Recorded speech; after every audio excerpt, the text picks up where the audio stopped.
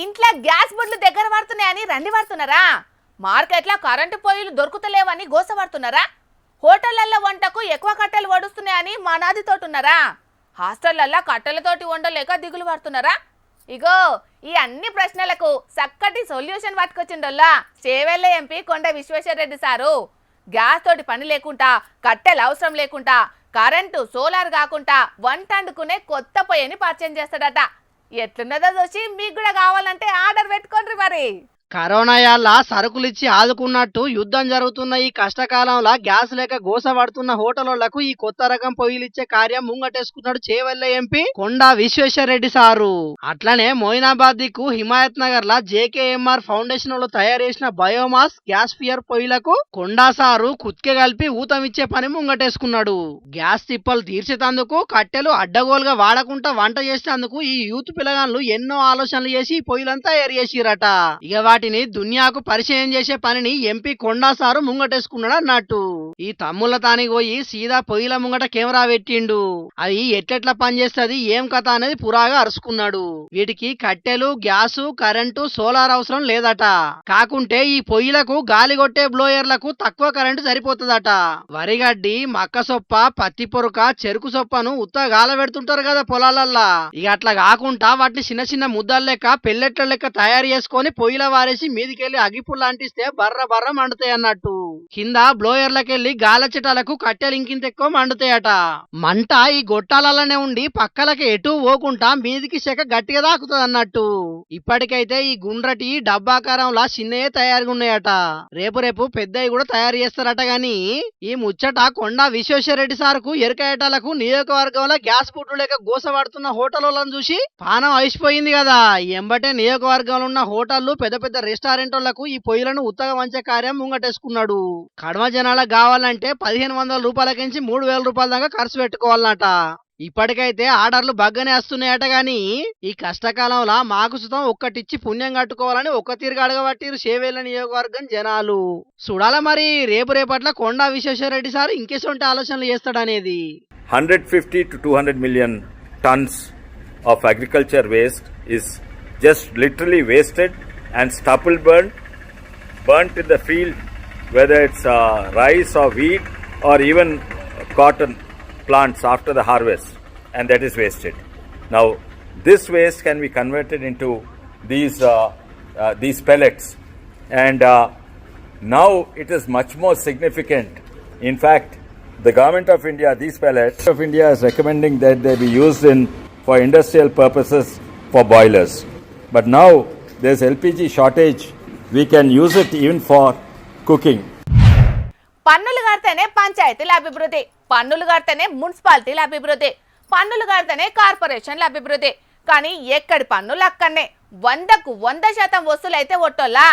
పన్నుల వసూలకు అధికారులు వాడే తిప్పలు సుతం మామూలుగా ఉండే. మళ్ళా పన్నులు కట్టండి, బహుమతులు గెలవండి అని ఆఫర్లు పెట్టే పరిస్థితి ఉంటుంది మన కాడ. ఇక జీహెచ్ఎంసీలు అయితే ఆస్తి పన్ను బకాయిల వడ్డీ మీద 90% రాయితీ ప్రకటించింది మొన్నట్లా. కానీ గీడ చూడుండ్రోల్లా పన్నుల వసూల కోసం ఏం చేసిండ్రో మున్సిపాలిటీలు. అగో బండెనక బండి అన్ని చెత్త బండ్లే. పెట్రోల్ బంక్ ఉన్నట్టున్నది కదా, అవు బంకే. మరి బండ్లన్నీ డీజిల్ నింపకపోను వచ్చినాయేమోనని అనుకునేరు. లే, పన్నులు వసూలు చేయించకపోను వచ్చినాయి. అవునులా, అగో పెట్రోల్ బంకుల చెత్త బండ్లు పన్నులు వసూలు చేసుడు ఏందంటారా? పన్నులు కట్టాల్సింది చెత్త బండ్ల గాదుల్లో.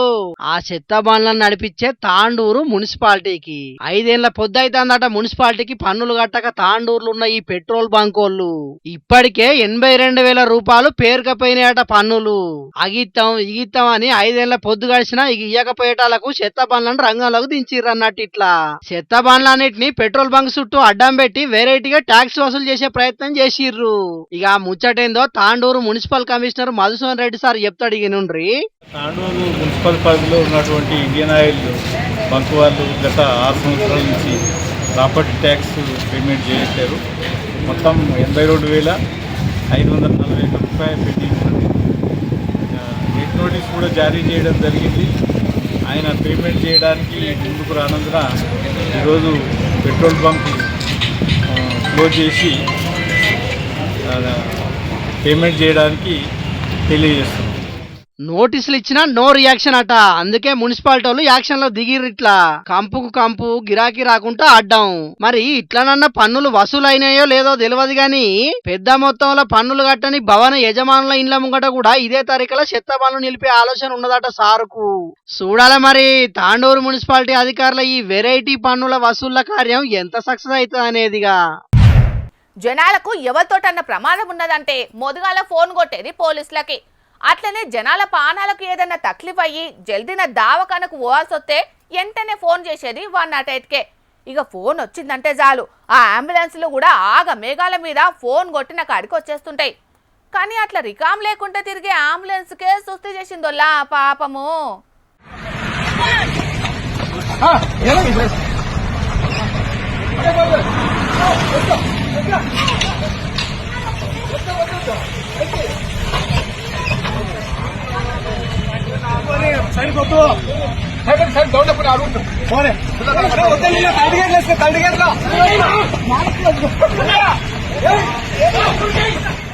ఓష్ని కథ సల్లగుండా శనం కూడా ఆలస్యం కాకుండా పేషెంట్లను దవాఖానాకు తీసుకుపోయే 108కే పెద్ద కష్టం వచ్చింది కదా. పట్టరా పట్టు హైలేస్సా గట్టిగా పట్టు హైలేస్సా అనుకుంటా స్టార్ట్ చేస్తే తప్ప స్టార్ట్ కాని పరిస్థితి అయింది ఆ అంబులెన్స్ ది. శ్రీ సత్యసాయి జిల్లా నల్ల చెరువు కాడ ప్రమాదానికి గురైన దంపతులను దవాఖానాకు తీసుకుపోతుంటే నడి రోడ్డు మీదనే ఆగిపోయింది 108 అంబులెన్స్. పాపం డ్రైవర్ అన్న ఎంత తిప్పల పడ్డా స్టార్ట్ కాకపోయేటాలకు రోడ్డు మీద పోయేటోళ్ళు అక్కడ ఉన్నోళ్ళు పోలీసోళ్ళు కలిసి అంబులెన్స్ లగాంచి దొబ్బితే చాలా అయింది అంబులెన్స్. కానీ యాళ్లకు మనుషులు దొరికిరు కాబట్టి డక్క కొడితే స్టార్ట్ అయింది. దాంతో ఏం పరిశాన్ కాలేదు గాని అదే ఊర్లు లేని జంగళ్ళ కాన్నో జనాలు రోడ్డు మీద తిరిగని జాగాలను అయితే ఎంత పరిశాన్ ఉండు ఏం కథ. పానాలను కాపాడే అంబులెన్సే సమయానికి దవాఖానా తీసుకపోలేక పానాలు తీసిందని చెప్పుకునే పరిస్థితి వచ్చు. మరిగా ఏపీ వైద్య ఆరోగ్య శాఖ మంత్రి సత్యకుమార్ సారు ప్రజలకు వైద్య సౌలతులు ఎట్లా అందుతున్నాయి అనేది మంచిగా చూసుకోండి. దవాఖాన్లల్లా సౌలతులే కాదు అంబులెన్స్లు కూడా ఎటువంటి కండిషన్ లా ఉన్నాయి, జనాలకు యాళ్లకు సేవలు అందుతున్నాయా లేదా అనేది కూడా చూసుకోండి. లేకుంటే అటెంక మీకే బదనాం వస్తుంది. మరి ఏమంటున్నావు, జర ఇప్పటికైనా జాగ్రత్త పడుండ్రి సరేనా.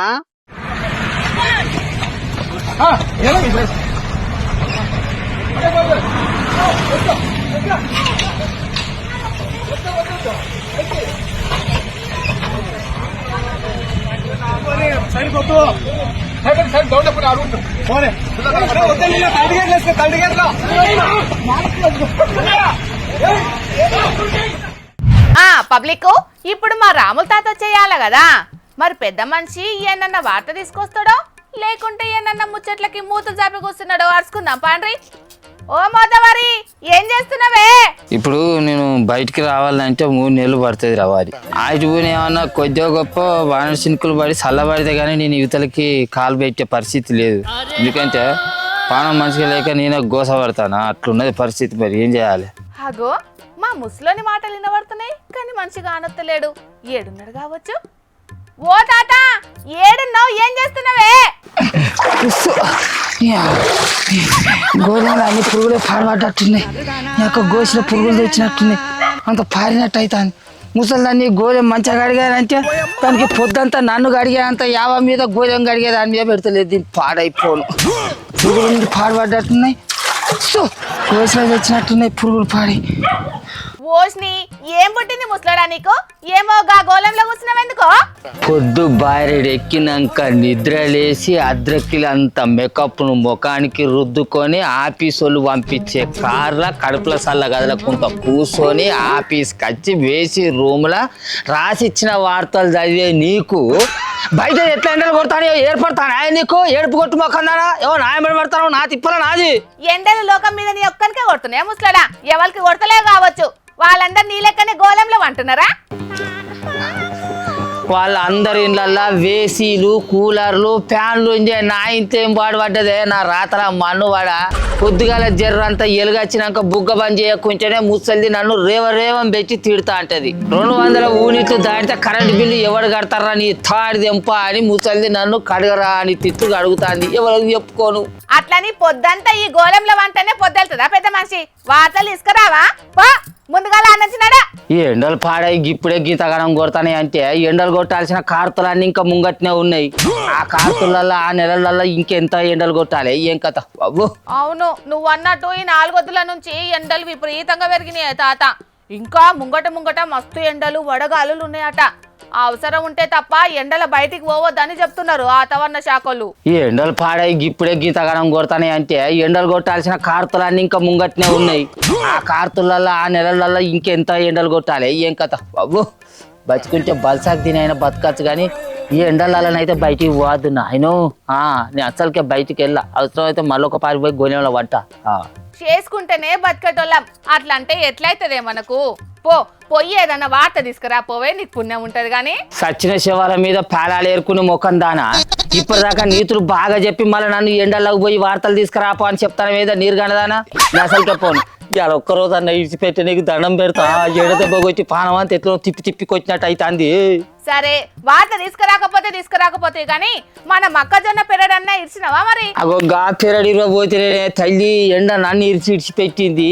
అయితే కానీ పిల్ల సర్కారు రైతు భరోసా పైసలు రైతులందరికీ ఎకరం వరకే వేసిందట. మరి కడవలకు కడవ పైసలు ఎప్పుడు ఎత్తదట?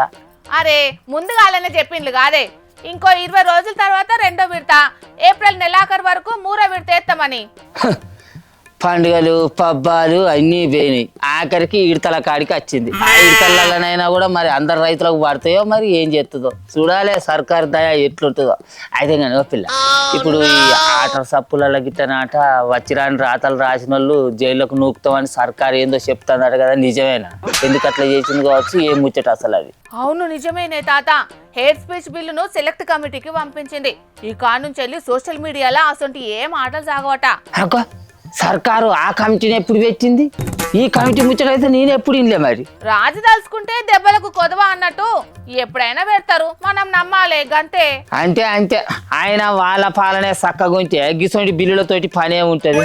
ఎవడేదో రాస్తాడని ఎవడు ఏమో అంటాడని వీళ్ళు ఎందుకు భయపడాల్సి వస్తుంది? నేను మన్ను కొట్ట గిత్త పోతురేవరా నా మీద. నువ్వే చెప్పినావు కాది ముసలిలా గోడంలో నిల్లెమ్మని. నేను ఈడ కూర్చున్నా కాదురా, మరి గోడంలో లేదు కదా. మరి నువ్వు ఇక్కడ కూర్చున్నాం కాబట్టి ఇక్కడ వచ్చినావు. ఓ ముసలడా, నువ్వు లేని కథలు పడకు. అసలే ఎండాకాలం నీళ్లు మస్తు తిప్పాలుంటది. నీళ్ళన్నీ పాడైతున్నాయి అని ముసలిది కొరకాస అందుకొని నడెన్నుల వార్తలు పెడతది పైల మరియా. అవును నిజమేరో, గోళలో నీళ్ళు లేకపోతే ముసలిది ఈపి మనం మోతమవుతుంది. నీళ్ళు గుమ్మరిద్దాం పారి మనం. నువ్వు బిస్కెట్లు కొనిస్తావా? నీళ్ళు గుమ్మరిస్తాం. అంటే బిస్కెట్లు కొనిస్తేనే నీళ్ళు గుమ్మరిస్తారా? అవును. నడు ఓ చూసిరా, లంచం ఇస్తేనే మంచం మోసే బట్టబాజు గారు లోకం నిండా తయారైంది. ఇంకో పారి నా దగ్గరికి అద్దరు పోయి అప్పుడు మీ సంగతి చెప్తా. మీ నోళ్ళమ్మ అనుకోట చూసిండ్రానోళ్ళ ఎండల భయానికి మా ముసలోడు ఏసంటి పని ముంగటేసుకుండో. అయినా మా ముసలుడే కాదు, ఈ ఎండలు చేయంగా చాలా మంది పరిస్థితి గిట్లనే ఉన్నది. మార్చి నెలాఖరికే గిట్లుంటే ఏప్రిల్ మే 2 నెలలు గడవాలంటే దిన గండమే ఉన్నట్టున్నది పోండ్రి పరిస్థితి. మరి ఇక జూన్ నెలలో సుతం జల్దిన వర్షాలు కొడితే ఏం లేదు కానీ లేకుంటే అప్పుడు కూడా గిట్లనే ఉంటది పరిస్థితి. మరి ఇక పబ్లిక్ మీరైతే బయటికి పోయినప్పుడు జర జాగ్రత్తగా ఉండుండ్రి, లేకుంటే మాత్రం వడదెబ్బ తగిలితే లేని పరేషాన్ ఉంటది. కాబట్టి పైలమ్మరియా రాజ్యంలో ఉన్న ప్రజల సమస్యలు తెలుసుకునేటందుకు వెనకట రాజులు మారువేషాలలో పర్యటించేటోళ్ళని ఇప్పటికి సుతం ఆనాటి కథలను చెప్తుంటారు పెద్దలు. అది అందరికీ తెలిసిన ముచ్చటే గాని అసలు వార్త ఏందో చెప్పకుండా ఇప్పుడు గాసోది మాకెందుకు చెప్తున్నావమ్మా అని మీరు గరానికి రాకుండ్రి. వెనకట రాజులు చేసినట్టే ఇప్పుడు మహిళా ఎస్ఐ సుతం అదే విధానాన్ని ఫాలో అయింది. మరి ఆ మేడం ఏం చేసింది, ఎందుకు చేసిందో వార్తలకు పోయి పురాగార్చుకుందాం పాండ్రి. ఇగో ఈడ ఎర్ర రంగు డ్రెస్ వేసుకొని చేతుల పుస్తకాలు పట్టుకొని మామూలు విద్యార్థిని లెక్కనే నడుస్తున్నామే విద్యార్థిని కాదు, స్టూడెంట్ గెటప్ లో వచ్చిన మహిళా ఎస్ఐ.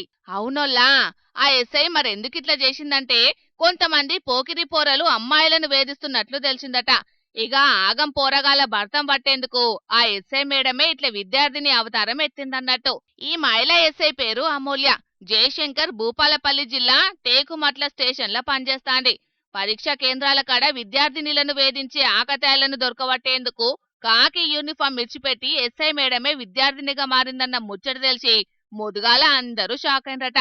కానీ ఆడపిల్లల రక్షణ కోసానికి ఎస్ఐ మేడం ఇంత పగడ్బందీగా నిఘా పెట్టిందని తెలిసి మస్తు ఖుషి అయినరట. పట్నంలా షీటీమ్స్ పనిచేస్తున్నట్టే ఇక్కడ ఎస్ఐ మేడం పనిచేస్తే ఈ కాడికెంచి మేం ఎవరికి భయపడకుండా ఎక్కడనైనా తిరగగలుగుతామని అంటున్నారు ఆడ పరీక్ష రాయడానికి వచ్చిన చెల్లెన్లు. మొత్తానికైతే పెయ్యి మీద కాకి డ్రెస్ లేనంత మాత్రాన మన చుట్టుముట్టు పోలీసులు లేనట్టే అనుకొని బిందాస్ గా తిరిగే పోకిరిగాళ్లకు ఇదో వార్నింగ్ లెక్కనే అని అనబట్టిండ్రు అటు దిక్కు జనాలు.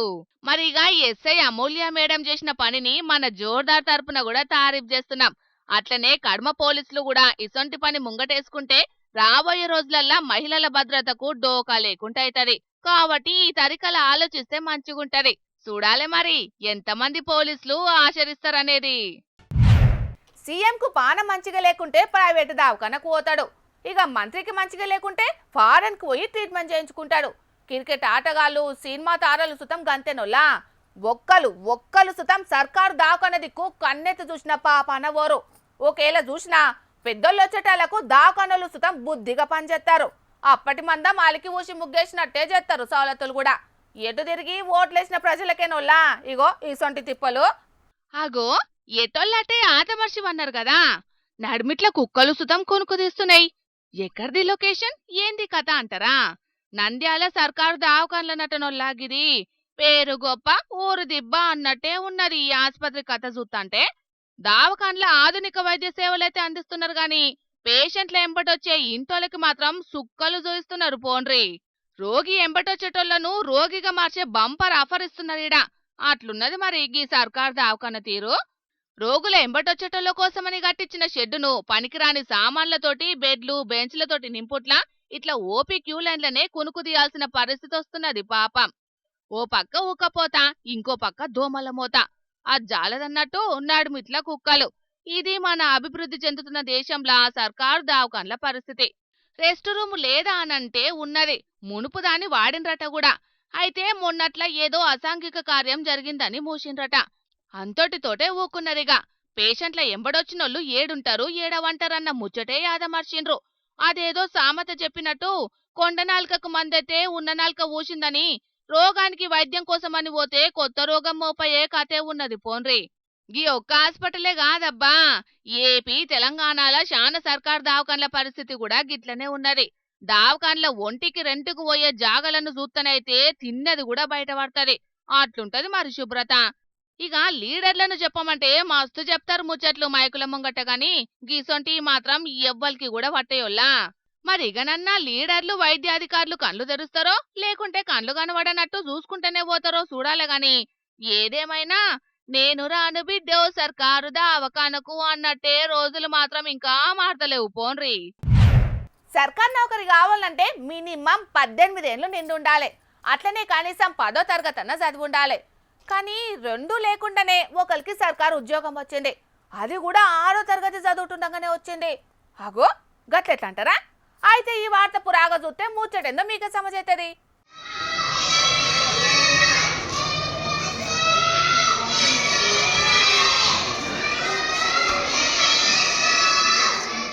ఇగో ఈడ జబ్బకు బ్యాగేసుకొని నడుచుకుంటొస్తున్న బుజ్జి గురించేనల్లా ముచ్చట.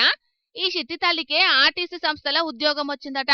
అగో ఇంత చిన్న బుజ్జికి ఉద్యోగం వచ్చుడేంది? ఇంతకు ఆమెకు ఉద్యోగం ఇచ్చింది ఎవలని అనుబోతున్నారా? అసలుకైతే ఆ బుజ్జి తల్లికి ఏ ఉద్యోగం రాలేదు. చక్కగా 6వ తరగతి చదువుకుంటోంది. కానీ మన ఘనత ఊహించని రెవెన్యూ అధికారుల నిర్లక్ష్యం చేయంగా ఆమెకు నౌకరీ వచ్చిందని రికార్డులలో రాసిండ్రు. నాగర్ కర్నూలు జిల్లా అచ్చంపేట మండలం గణపురం ఊర్లుండే బొడ్డు మల్లేష్ కుటుంబానికి రేషన్ కార్డు తీసేసిండ్రట రెవెన్యూ అధికారులు.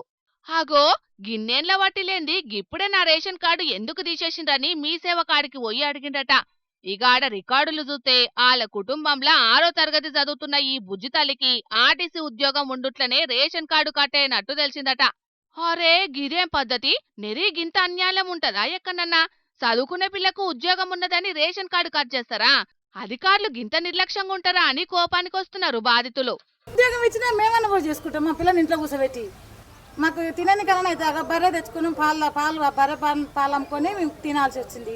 ఇల్లు ఉంటే ఇల్లు ఉందని అనుకుంటే అయిపోయినా నా ఇల్లు ఈఎంఐ కట్టకపోతే ఊక్కుంటాడు ఆ బ్యాంకు వాడు. గుంజుగా పోతాడు, 2 రోజులకే మా బయటకు దప్పుతాడు. ఆ జాబ్ మాకు ఇచ్చినా బాగున్నాను. నేనన్నా పోతా. నేను 10 పాస్ ఇంటర్ డిగ్రీ వరకు చేసిన నేనన్నా పోతా. ఒక మరిగా అధికారులు చెప్పినట్లు ఆ ఉద్యోగం మీద ఇస్తే ఆ పనైనా చేసుకొని బతుకుతామని అంటున్నది అక్క. అప్పులు చేసి ఇల్లు కట్టుకుంటే ఆ ఇల్లును చూసి ఉన్నోళ్ళు అనుకుంటే ఎట్లా? దానికి నెల నెల అప్పు కడుతూనే ఉన్నాం.